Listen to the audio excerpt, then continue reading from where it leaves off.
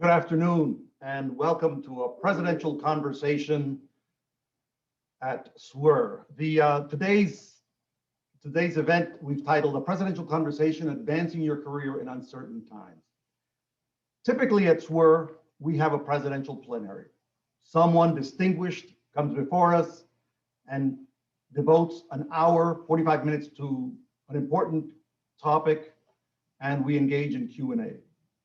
But this is not a typical year. As we all know, it's been an extraordinary year, and it's affected all of our lives, our families, and clearly our careers and our professional endeavors. So with a group of board members, we thought that rather than having a presidential plenary, we would have a presidential conversation. A conversation in which we could engage with members of SWIR to talk about what the impact of COVID is now and into the future. And not just COVID, right? We've talked about the political upheaval in our country, the racial injustice, the racial violence, the attack on our capital, things like that. All of that affects our work. And so today I gathered together a distinguished group of SWIR members to engage in a conversation. I've asked them each to speak for 5 minutes or so. I'll be the timekeeper and make sure they stay within the 5 minutes, so that we could talk about careers, what we're going to do, how it impacts each of us, and how it impacts our colleagues, and what we can do about it, what we can do as individuals, as an organization, and as groups of colleagues. With us today, we have Dr. Jen Lee Bellamy, Professor and Associate Dean of Research at the University of Denver. We have Dr. Enrica McCoy, Interim Associate Dean for Academic Affairs and Student Services, and Associate Professor at the Jane Addams School of Social Work at the University of Illinois, Chicago. I have to get her off my screen because she makes me smile every time I talk to her.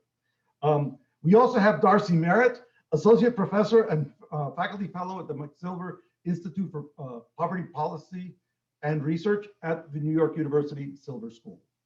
And we have Dr. John Won Min, Professor, and John A. Hartford, Faculty Scholar, as well as Director of the School of Social Work at San Diego State University. What I'd like to do is have each of you speak for about 5 minutes, give us your ideas, and then we will open it up to the participants. For those of you who are listening in, use the Q&A function. We're going to save some time very early on. This is intended to be a conversation, so we'll go for about 15 minutes or so, and then we will turn it over to you for your questions, and each of our panelists will respond. So to help us get started, I introduce Dr. Darcy Merritt. Greetings, colleagues. Good afternoon. I hope all are safe and well. So I don't know about you all, but when I woke up this morning, I felt a really distant, in fact, almost forgotten sense of familiarity and decorum I could once rely on from our government leaders. I realized I had become used to chaos and living on the edge of the unknown with an erratic and pretty unpredictable poor actor. So living the last 4 years in this constant state of panic has been hard enough. But we all know the last calendar year and 19 days has brought us violently into one of our darkest times. The COVID pandemic came with a vengeance. Countless souls needlessly perished. Already existing health disparities were suddenly showcased. And for the first time today, we are finally able to hope for a ray of light. With that came the abrupt move to virtual learning, a ridiculous amount of Zoom meetings. The concept of work-life balance went out the window. And the former president ratcheted up an open resurgence of white supremacy, xenophobia, and unadulterated hate. At the same time, we all in the world watched a Black man be killed in the street with a knee on his neck, and many other Black and brown bodies mercilessly murdered by bad apple law enforcement. We continue to struggle with caretaking challenges, homeschooling, and the psychological impact of placing our once vibrant personal and social lives on hold for who knows how long. Our research endeavors have been stalled, with many, especially early scholars, becoming increasingly panicked about the success and viability of their academic careers. But the country mobilized out of sheer necessity, and never before have there been more votes cast in an effort to reverse course. And then some convinced themselves that the minute we hit 2021, we would just somehow miraculously shed 2020. That is until the afternoon of January 6th. We were stopped in our tracks while we witnessed a siege on the Capitol, insurrection, sedition, an attempted coup, and planned assassinations. In these times, it's important to push back on the notion of business as usual, the status quo, or the impulse to rely on politically correct language coupled with the harmful omission of the accurate characterization regarding the truth of what we see with our eyes and many of us live daily. So we wanted to, as Dr. Zaya said, we wanted to engage in a discussion about how SWIR as an organization can help mitigate the impact of this mental fatigue and be intentionally supportive of our membership. Also, we would be remiss in not taking account of lessons learned during these recent times and how we can move forward in a new era sensitive to the impact these troubles have had on our collective well-being and our work in the academy. So this is, in my opinion, a window of opportunity for our organization to be more intentionally politically engaged based on our values as social workers and our commitment to humanity. Frankly, we need to urgently and actively advocate for institutional change within our universities and organizations in an effort to abolish the processes we've all become so beholden to. We can't claim to be anti-racist or committed to social justice while still upholding the status quo, ignoring the inequities we've been reminded of, and resting on the laurels of the title social work scholar. How can we conduct research aimed at enhancing the lives of disenfranchised communities and populations when we don't actually intentionally support our own in ways that allow them to flourish? The same challenges, disparities, and injustices that plague our communities also harm members of our academic communities. It may be, in fact, I think it's time to deep clean our own homes. So I put forth these notions as just a lens through which you might consider the remarks from my colleagues on this panel following. Thank you very much, Dr. Merritt. Now I'd like to introduce Dr. Enrica McCoy and hear her thoughts.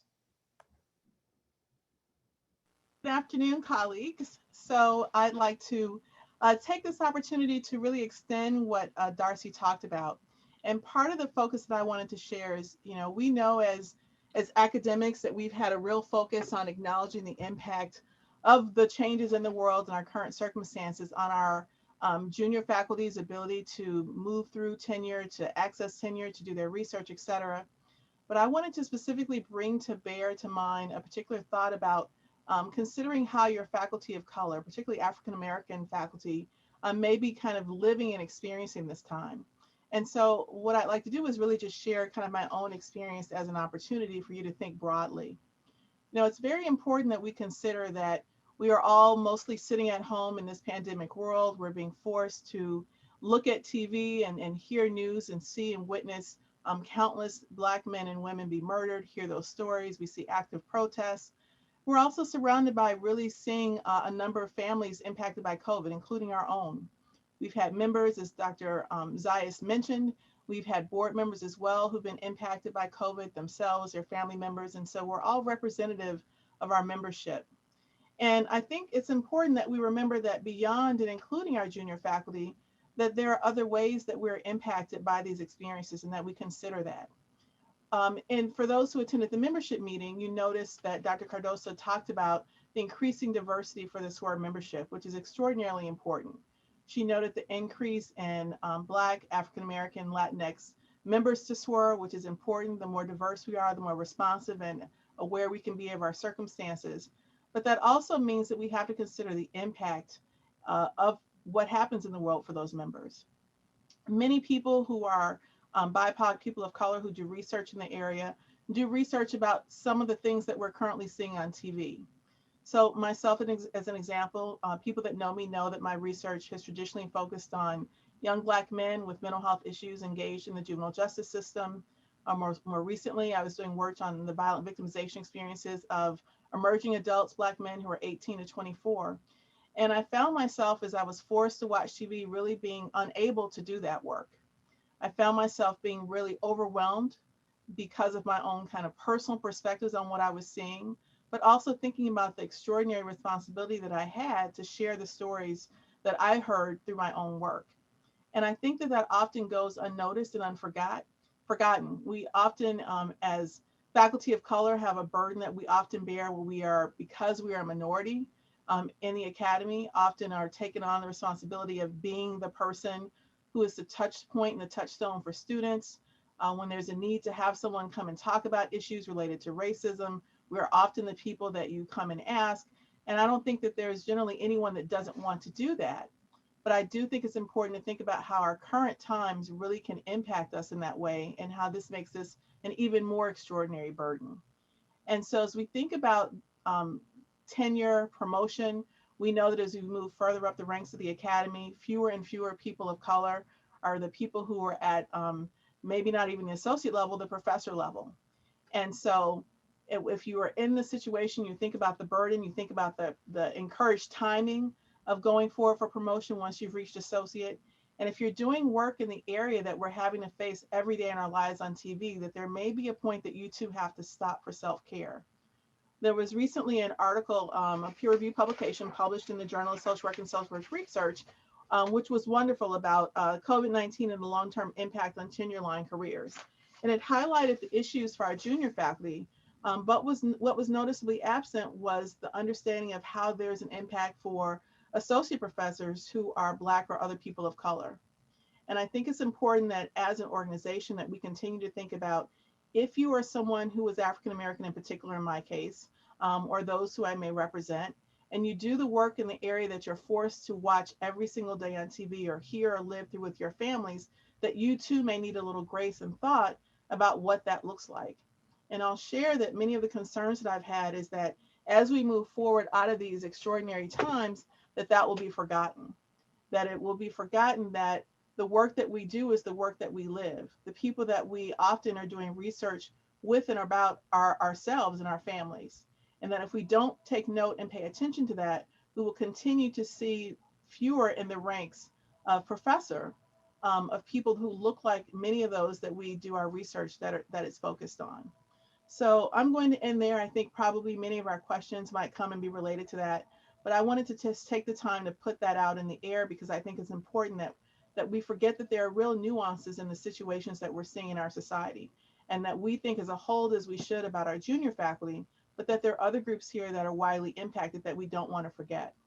So I will stop there and pass it back to Dean Zayas. Thank you very much, Dr. McCoy. Now I turn it over to Dr. Jen Bellamy.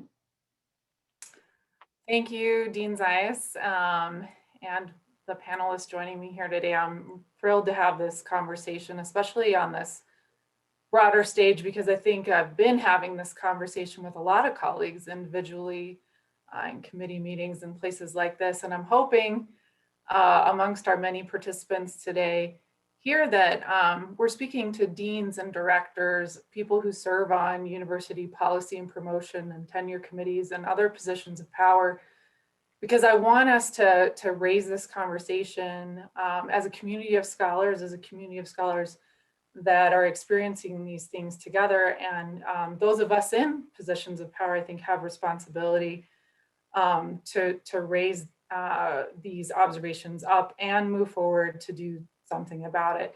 So one thing, and my colleagues briefly touched on this already, is that I would like to encourage us to think about this as a long-term issue. I worry that the years moving forward, the ongoing impact of this period of time is going to be less recognized, if you will, and that the potential for failing people who carry a disproportionate burden and the impact of our times are going to carry that burden for many years to come. And I think we could think about this moment as an opportunity to take a critical look at our promotion practices more broadly. Our system had problems well before now. I think just these inequities are more apparent today now that many, many people are struggling.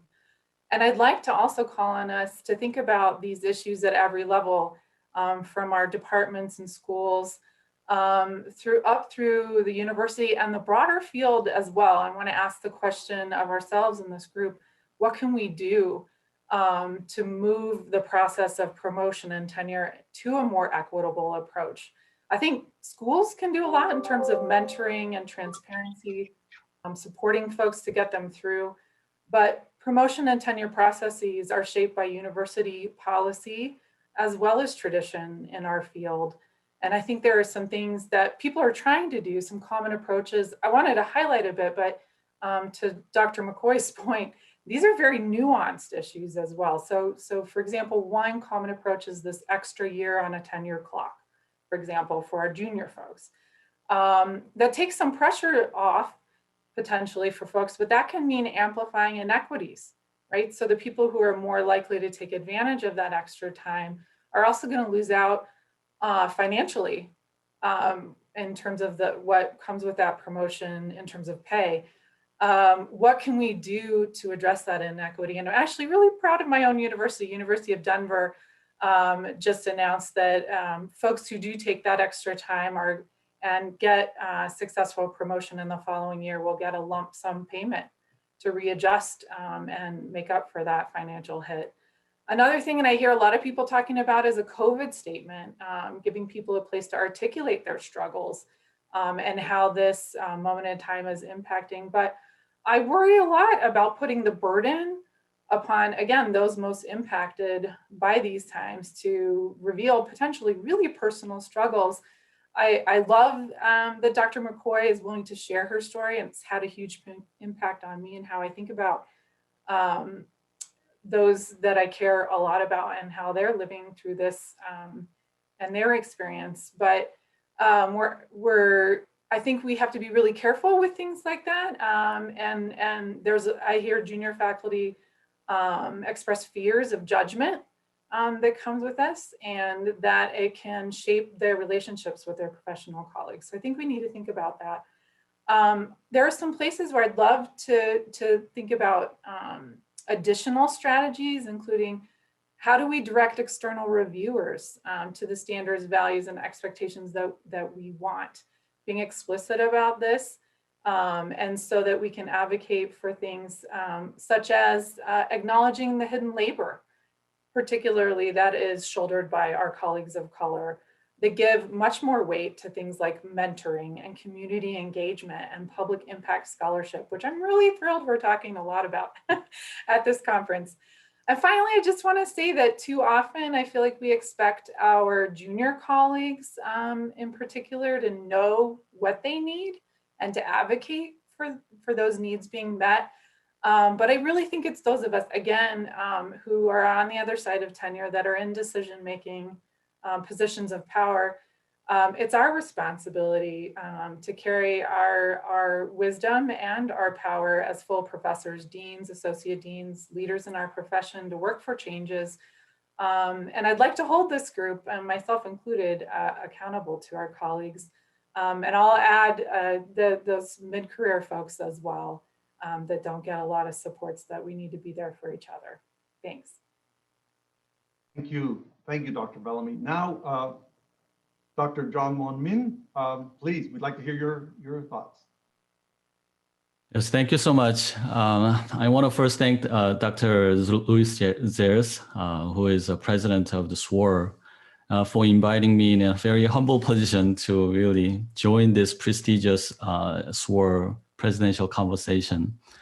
And then also it's a great honor and privilege to be together with a group of distinguished panelists and speak about the advancing your careers in certain times, especially given the context of all this social unrest that we have experienced. And as you probably have heard every session at the conference here at the SWOR, I don't think that I have to really repeat the devastating impact that the COVID pandemic has had on our lives.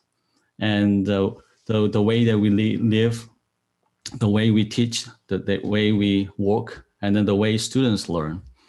And in fact, I want to really echo what recently published commentary on the COVID-19 and the long-term impacts on the tenure line careers by Dr. Shillington and others. I wholeheartedly agree to all the issues that they identified and recommendations. And those are the things as a director of the school have to deal with every day-to-day sort of the basis.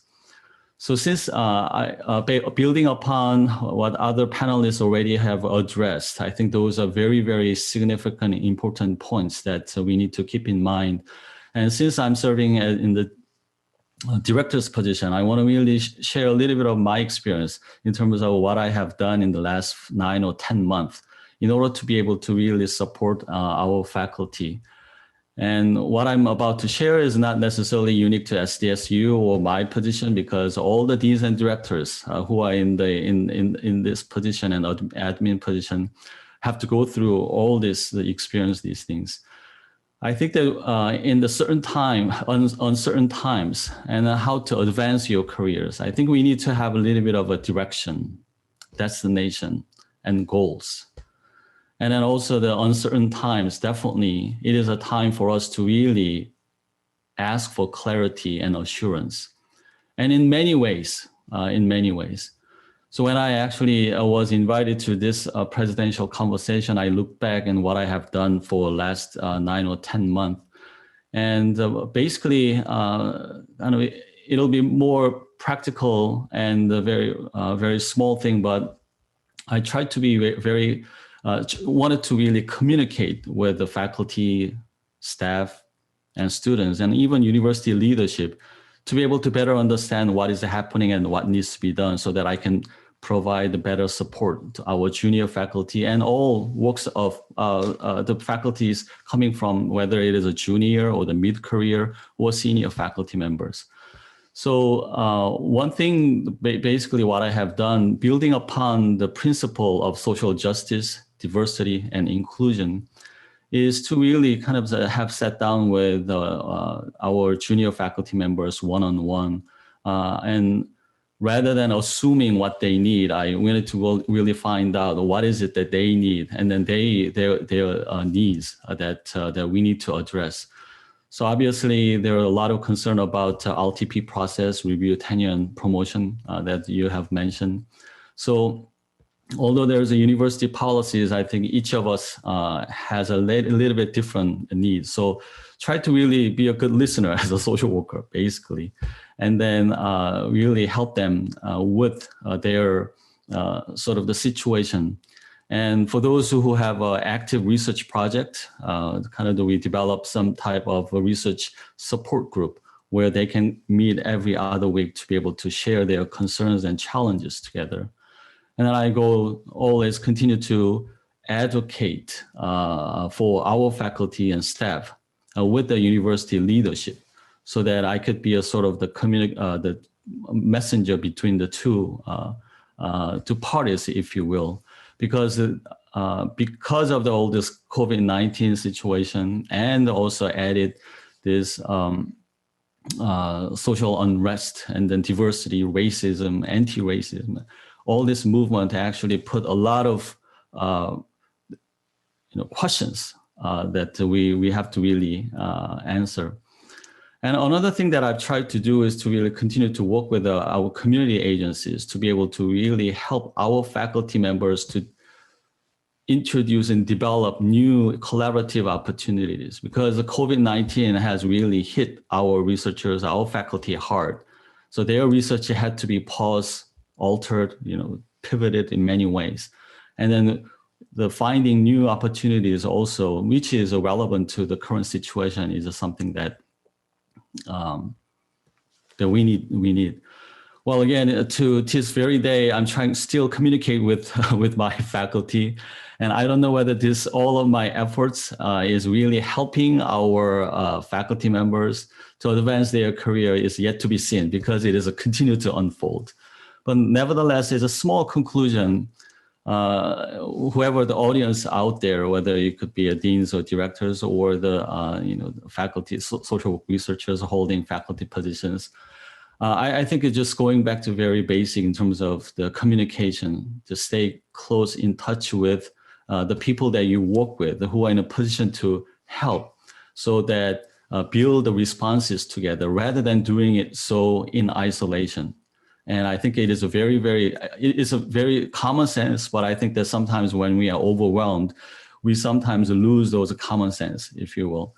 And then share those things with your colleagues, just like you have done at SWOR, pretty much. And then that's what we are doing right now.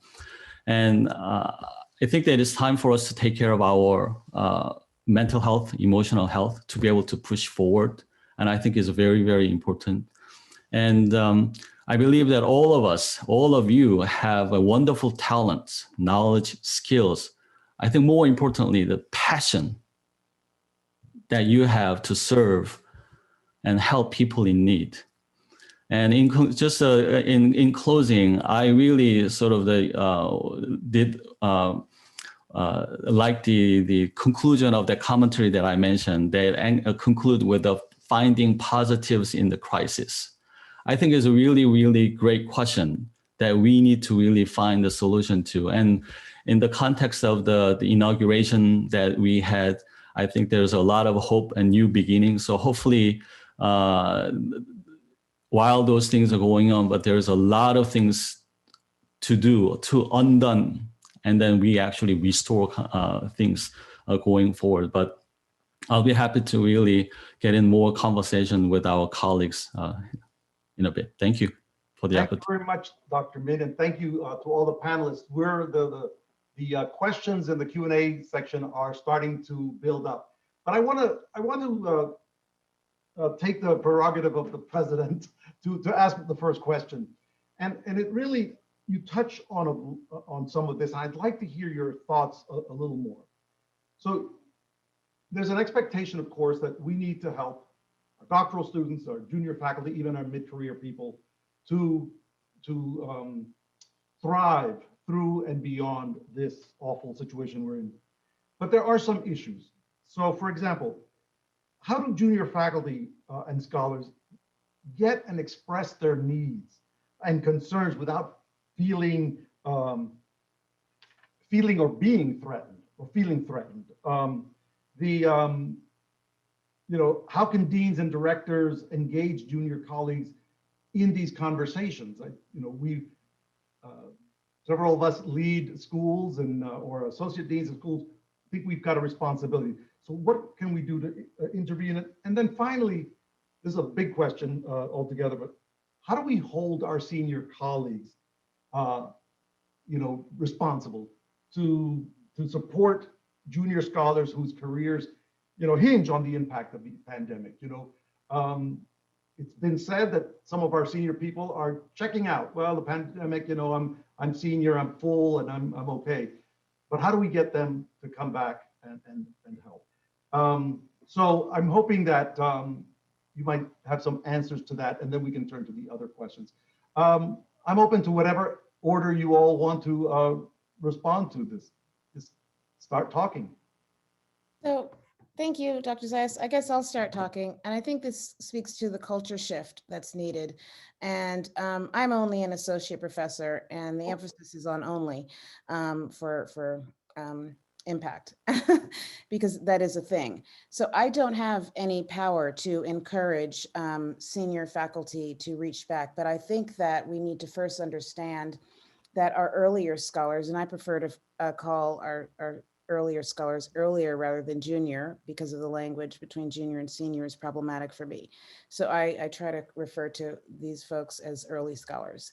So I think our earlier scholars need to be explicitly told, and they need to actually live the experience of being safe in going to their deans and other senior full professors and saying, hey, I'm concerned about these things and I need help. But that's a culture change. So I think at base value, a good old-fashioned needs assessment needs to happen within schools at that level, because every school is different. Every school culture is different. So figure out what that culture looks like and where the strengths are and where the challenges or opportunities for growth are, and then address it. And then to your last point, Dr. Zayas, only deans and directors can really strongly encourage full professors to do anything, if I'm being honest. So, I think the onus would fall upon your cohort.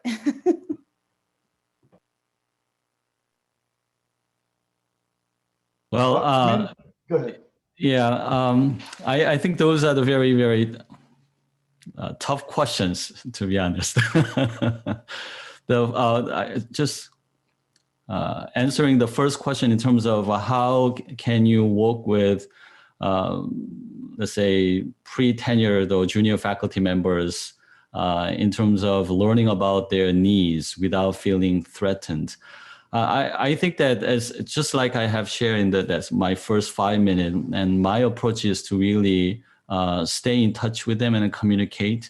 And I think that is more of the approach that you do. If you hopefully one of our faculty members will feel the same way. I am really try to be there. I may have a capacity to sign some of the paperworks, and then I do definitely, I understand my role. But at the same time, I highlight the fact that I am in the same colleague with them. Well, so of course, it is impossible to really get away from that kind of the rank that we are in. But at the same time,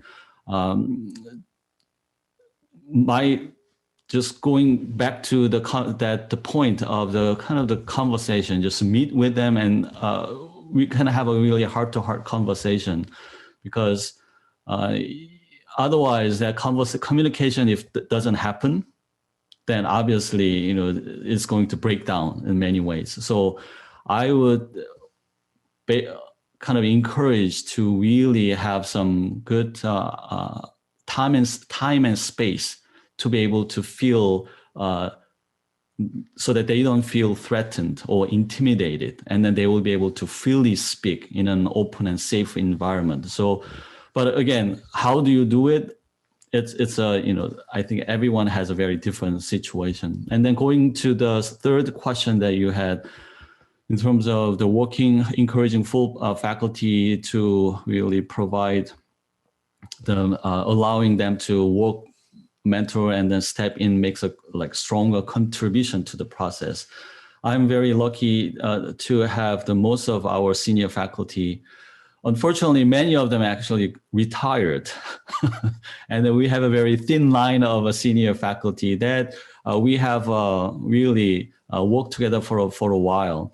So they feel very obligated, and then they are stepping up and then really fill the void. Obviously, each school has a very different makeup and then background. So I cannot speak for every full faculty that we have, but for the most part, I think that it makes my job a little bit easier, because they understand the gravity of the situation, and actually they are asking, let's do this, how can I help, and so on. So I think in that sense, I'm not sure whether my response will be that helpful. Thank you very much. Dr. Bellamy and McCoy. Dr. McCoy, anything to add? I think the only thing that I would add is that it's important to keep in mind that not all early career scholars are created equal, right? And when I say that, I mean in terms of what they bring to the table related to fear. I think about people are fearful for many reasons. You're automatically fearful because you don't have tenure, right? And so you worry about, what will you say or do that won't allow you to get that. But we also bring with us our lived experiences. And so I will say, as a Black woman, the fear, right, is, oh, she's playing the race card. I don't have children, but I know the fear can be, oh, she's playing the mom card, or whatever the card is that not everyone has. And so when you think about fear and you think about how you approach and work with the faculty that you're thinking about, your early career faculty, be mindful of everything that they bring to the table. Don't pay attention just to the thing that seems the most obvious, and be aware of what signals, as the person who is in charge or who is the dean or director, what signal you're sending out that will create the fear that really you can't eliminate. Or even senior faculty, or faculty that are more seasoned. If you are in a college that you've been in for years and you've been working towards tenure, you've seen what's happened, you've seen how people respond. And so if there is fear, it's there often because not just you're worried about getting tenure, but because you've seen what's happened to those before you. So I think a lot of self-reflection has to happen. And often that doesn't happen, I think, the higher up that people get, and not necessarily out of malicious intent, but there is a separation and a movement more towards, we're taught to be selfish in this career, but we don't all get to actually be selfish. right? And my experience, the higher the rank you are on the faculty side, the more selfish you get to be. And the earlier you are, the less you have the right to demand that selfishness, although you're told that's what allows you to get to senior rank. So we have some very mixed signals that we send to people. And if we don't take a look in the mirror and figure out that mixed signal, I'm not sure that fear or concern is ever going to really go away. So those are my thoughts about it. Thank you. I have a couple of quick thoughts to add. One is I think we need to create pathways through which our early scholars, I like that, Dr. Merritt, thank you. I'm going to work that in my language too. Have conduits of communication to the leadership that don't rely on that once a year review or whatever process or knocking on a senior colleague's door. I think giving people even pathways to anonymous feedback, creating a variety of roles or mentors. People who, there is that fear. I completely agree and relate to it. And so are there other ways we can give voice to early career scholars' needs that don't put them on the spot and don't really amplify that fear? And then the other thing I want to say as a full professor recently minted,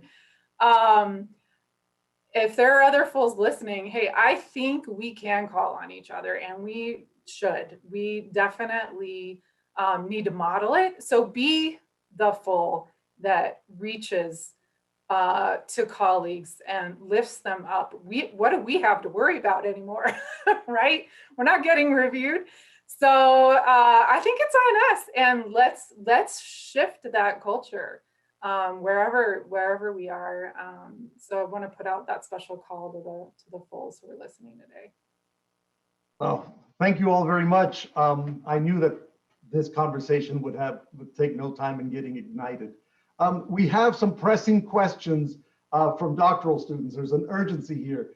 We have two that I'd like to kind of form into one.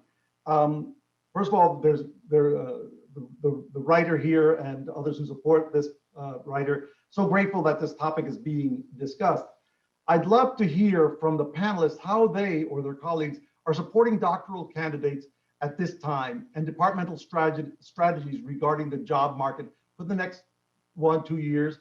And the other question related to that is how do doctoral students prepare for the job market post-pandemic, especially with schools experiencing financial limitations? How do you think the job market is changing or will change as a result of the pandemic? So we have the question of, how can we support our doctoral candidates going into the market, and what do you envision the market will be like and how our graduates can prepare? Shall we start with Dr. McCoy? I'll just, in order of my screen. Well, I think it's important to consider doctoral students are facing something that none of us have ever had to face if we are no longer a doctoral student.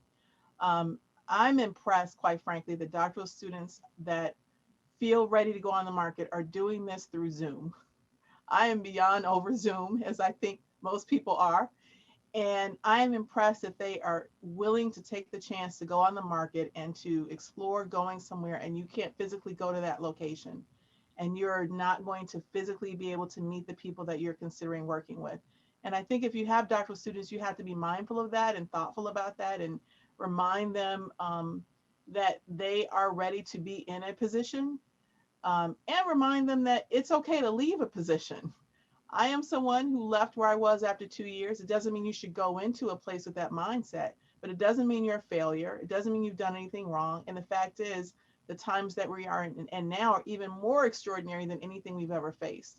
So I think you want to be thoughtful when a student wants to go on the market, they're pursuing a position through Zoom, and be thoughtful when a student doesn't want to go on the market because they're afraid of the unknown, and provide them support to figure out what they can do in the interim. Is that, can they do something more on their dissertation? Can they find a postdoc? Can they do something else? And that is okay. I think what doctoral students need right now is support and guidance, and to be clear that you're not judging them for whatever the choices that they make. But for whether a student is going on the market or not, kudos to them for getting this far in this world and being a survivor and having the desire to want to be able to do the next thing and just simply get out of bed, right? We all know that by the end of your dissertation, you don't like it anymore, you don't want it anymore, you don't care anymore, you just want it over. And this environment is making you probably have to hold on to it longer than any of us know about. So kudos to all the doctoral students that are on this call that feel ready to make any sort of decision. Thank you. Dr. Min? Yes, for our school, we do have the doctoral program, but it's not actually a social work doctoral program. It's a joint doctoral program with the UCSD. It really focuses on the substance use and the research. But at the same time, we have those doctoral students working with us with the school, even teaching and doing TA and then supporting them. I can tell you that they are very stressed. And I think what the question, those members who actually pose a question, I think they're not only feeling very uncertain and then stressed and about what's going to be like in this kind of the situation. And so I think that even just it is a really difficult market. And just thinking back when I was a doctoral student, it's going on a job market. And I think it is one of the most stressful experience. But on top of that, you have these COVID-19 and all the other circumstances taking place. And that really influence the economy and then your job market or the opportunities maybe just sort of the really shrunk quite a bit. So I think it is not an easy situation to be in. But right now for us, our school is really searching for 3 positions. Even luckily, we've been able to really do some strong advocacy with the university, and we are able to have that. But it is, I think that it's just kind of the flow of information is something that the students may really need also, what's available. And so that's a kind of the one place they will be able to, I know SWOR has a job market and then position information available, but I think that those kind of information practically will be much, can be better utilized in order for them to be able to feel a little bit, have a better understanding what is available. But I can tell you that through NAD, like for example, National Association Deans and Directors, compared to last 2 or 3 years, the positions that are posting is quite small, in fact. So that goes to show that how job market has shrunk. But at the same time, being able to kind of strategize some of the search will be also good. And as some mentioned to you, kind of taking some little bit of more time and then prepare and kind of the position themselves will be also helpful as well. But it is a stressful time, not only for the doctoral students, but also, again, I want to highlight that it's stressful for time everyone, in fact, like even faculty. And there may be a lot of schools who may need to really dying to hire these doctoral students, but they cannot because they don't have the resources to do so. So, yeah. Thank you very much. Dr. Bellamy and Dr. Merritt, I'm going to ask you the question, but I'd like to move to some of the questions that are on our Q&A, and you can certainly come back to this, but I want to get back to the issue of early career scholars. We have questions here about how can an early career scholar stay true to their research, the things that they want to do, that they're passionate about because of the, due to the delay. The research agenda, focused on racial justice and potentially critical methods and theories. That's very important.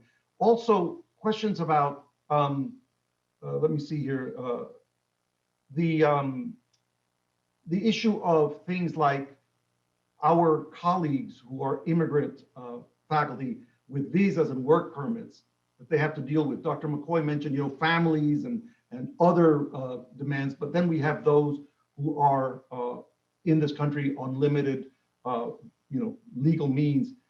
What would you say, how can the university support this process to ensure that the extended clock can be equitably accessed across folks, and how our early career faculty, thank you, Dr. Merritt, our early career faculty can stay true to their work in spite of all of these demands on them? Can I just jump in? Okay, so going back to the previous question, but I'm going to morph it with my remarks for these questions. I think a lot of this, in terms of supporting our doctoral students, a lot of this should fall onto the laps of dissertation chairs.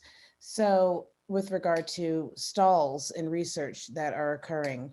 And so, for instance, as an example, instead of an early scholar just at the end of their doctoral candidacy writing a cover letter and having to explain what they might feel has been a stalled agenda or a lack of publications, I would prefer, as a dissertation chair, to reach out myself in my letter of recommendation to job search committees, to do that explaining for the student, to say, hey, I just want to, I need to make sure this is clear that this person's work was on trajectory and the pandemic impacted in these ways. So that takes the burden off of the student to have to say that, because that just creates an extra level of anxiety. So that's one suggestion.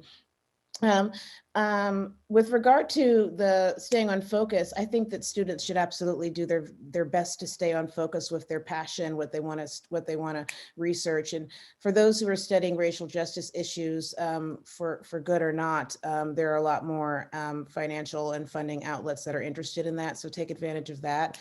I'm not going in much order right here, but I think that also in these times, a postdoc might be your best friend.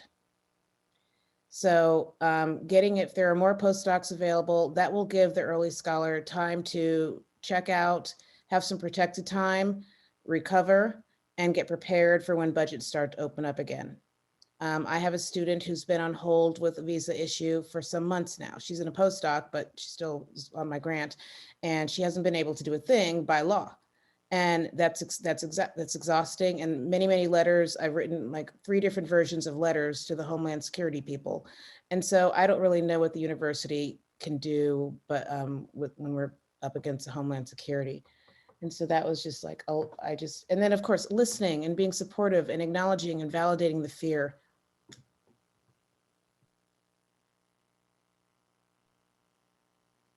Good. Dr. Bellamy, you want to add anything to that? Sure, I'll underscore what Dr. Merritt just said about the postdoc being your best friend. I will say this in front of a big crowd of people here, that I went out on a much healthier job market and didn't get a single job offer first time around. And so I would say contingency plan. And those of us who are mentoring students really need to be explicit about that and help forge pathways for people, whether that's a winding pathway or pathway out of the academy. There are other positions. I know at some schools it's a little bit forbidden, if you will, to consider having a discussion with somebody taking a position outside of an academic one, but that's a conversation to have as well. And I'd love for us to think about that as another option for people who have to pay the rent and support families and all kinds of things like that simply cannot be put on hold in some cases. The other thing that I want to say is that I think there is an opportunity to, again, reshape the way that we think about promotion and tenure that's more holistic in nature. So if you're pursuing a passion around racial justice research, and I mean, there is definitely more interest and value placed on that work now than I certainly have ever seen before. But that this work is highly impactful and critical to humanity at large. And so how can we explicitly put in structures that promote and elevate the importance of this work in a really explicit way, so that people aren't feeling driven by ticking off boxes like numbers of publications and grants and things like that, but really talking about how the work that may be very slow, may be very difficult work in partnership with communities needs to happen if we're going to really move the dial on the most pressing, the most important issues that we're facing as a profession. And so I don't have all the answers, but we really need to work on this. Thank you very much. Thank you very much, Dr. Bellamy. Let me go to the questions that I've got one that I'd like to pull together with some other ideas. A question is a common one is I have seen among universities tenure and promotion committees members, that is, in reference to associate faculty seeking full, that the question is why in ranks for so long? The challenges associated with caregiving, administrative roles, community-based research are rarely acknowledged in these conversations. And we do know that there's for many of us, the so-called cultural tax, right, of really helping our young scholars as well to turn to us because we may be the only ones or one of the few that's available to them. I also don't like the term tax, but that's for a conversation for another day. I think I welcome it. I don't mind being taxed in that way, but it does create pressures on us. And along those lines is that, there's the situation now with respect to grants, applications, and funding. We've seen, at least from NIH, all sorts of announcements about if you include COVID-19 in your study, there might be this rapid return or some, but not all of us do work that might relate to that. So how would you help someone moving from associate to full to answer the question of how come so long in rank, why aren't they being more productive, and so on? And let's see, let's start with Dr. McCoy. Yes, thank you. So I don't have the answer, but the one thing that you just said at the end that I want to comment about is not being so productive. And I think it's important in this time to rethink what productive is. And I say that really as an extension of my original comments about how my work right now has taken a break because I'm not able to be productive about that. I can't look at TV every day and see COVID numbers go up, see Black people killed in the street and write about it. There was a question in the and when the Q&A earlier that talked about kind of the political self-care tax for people of color and for Black people. And I made that conscious choice because I need to take care of my own mental health. There is no way I can pour through stories of trauma by young Black men and look at it on TV every single day. And so I've chosen to do different type of work right now. And I don't know if that'll be seen as productive. It may be thought that what I'm writing is my own personal musings, and to some extent it is, but it's also based in research and has empirical support, but it's not what I was doing before. And so I think my answer to that is committees and those who have the ability and who are in authority need to rethink what productive is. Because if you don't, the people who may be in the position that should be moving up the ranks will never move up the ranks because they won't be seen as meeting a standard definition of productive that is not broad enough. And one other thing I'll add to it is we have seen this huge flurry, not only in our field, but other fields of calls for papers related to COVID and anti-racism and racism, et cetera. And I think that's a great thing. The problem is I have to say I have concern about who can answer those calls because that fits into the same thing of what I can't write about now because I've been writing about racism in my own way for my entire career. But I can't turn around within, 2 months, 3 months, whatever it is, answers to calls for papers like many people because we are mired in our own emotional tax that we have in our own personal lives to deal with these systemic issues. And so I get concerned when I see that and the people who are writing may not be the people who have a different insight, not necessarily more important, but different. And when committees and those who are in authority or power then say, well, there are all these calls and they didn't do that. So what were they doing? They weren't being productive. So I think there has to be a real conversation around what is productivity? What does that look like? There have been additions of COVID statements, diversity statements, whatever all the statements are. Basically, people want me to write a statement about who I am and what I've been doing my whole life that didn't matter before. So I think conversations have to happen and that it doesn't have to be that it's the extra discussion around how people are doing something different. We were already doing it. No one cared. And so, as we're in this moment in time, which I am concerned won't last forever, it will bypass many of us. And then what will that look like? So theme of that statement, redefine productivity and figure out what that really is. Thank you, Dr. McCoy. Dr. Min, you want to share your thoughts on the question? Yeah, I think it's sort of the question that probably that asked, like, why took so long for to really move up the kind of the going from the associate to full, let's say.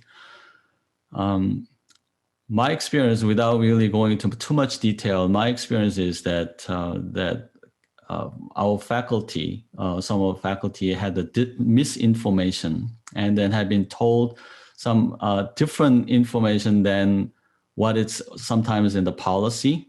So I think that they felt kind of a little bit discouraged even from the beginning. And so I think that it needed a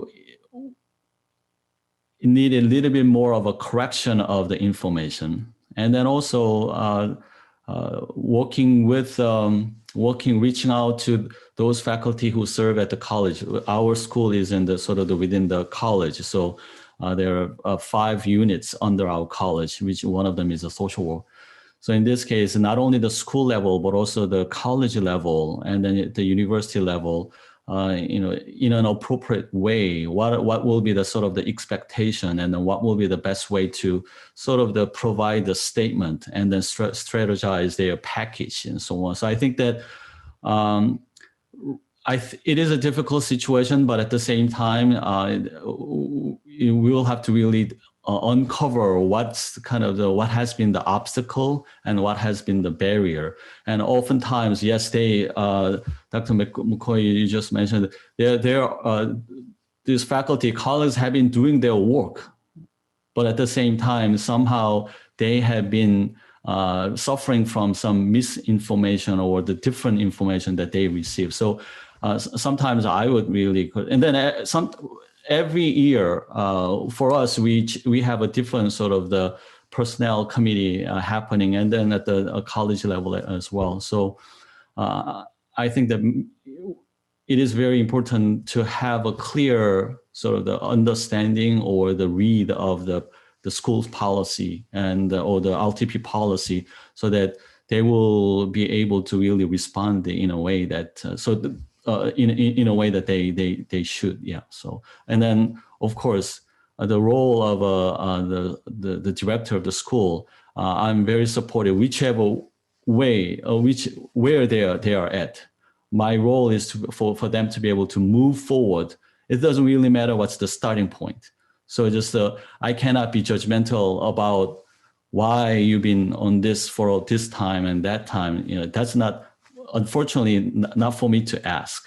I'm going to just start with where they are and then what should happen from here on. Yeah.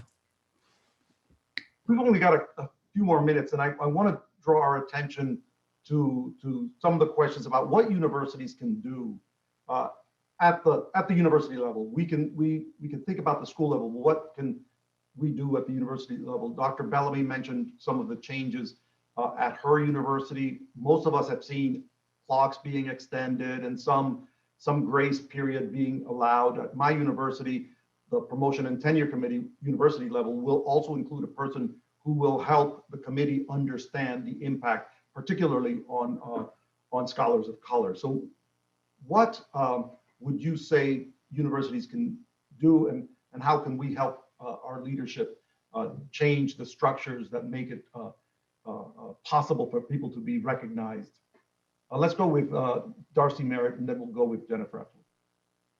Okay, so my thoughts on that are that I think at the top level, at all levels, the university, at the school level, folks need to be cognizant of what's happening and how this is going to impact, as we've been talking about along the way. And so if we could have provost offices and those who make final decisions on tenure packets explicitly put out information and say, hey, this is what we're expecting. We're expecting you to acknowledge this period of time and how this is impacting the person right now and how it's going to impact the person moving forward. Some schools, I think at my university, we're moving towards when we request tenure dossier referees that a blurb, some language is put in there to make note of the fact that this is the COVID time. So please keep that in consideration.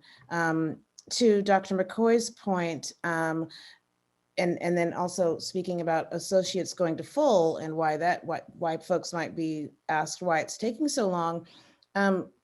Obviously, I'm a Black woman here, and I too am plagued and traumatized by what I see on the TV. I'm also suddenly extremely popular with regard to anything that has to do with race. And, it was already infused throughout my research, but I'm suddenly a little bit more popular to serve on different committees. Those types of burdens need to be acknowledged as a barrier to being more productive, because it really does paralyze us. So I think that we need to, oh, sorry, I'll stop talking. That's all right.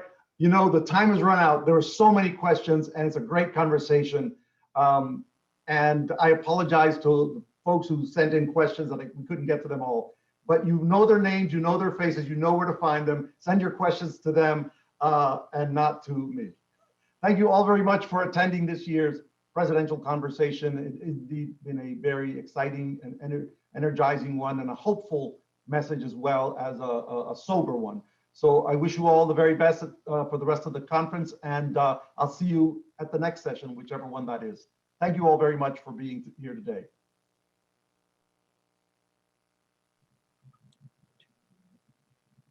Thanks, Dr. Zayas. Yeah. Are you on? Yes. Thanks, everyone. Are you Thank you. It's been very really motivating conversation. So it kind of it's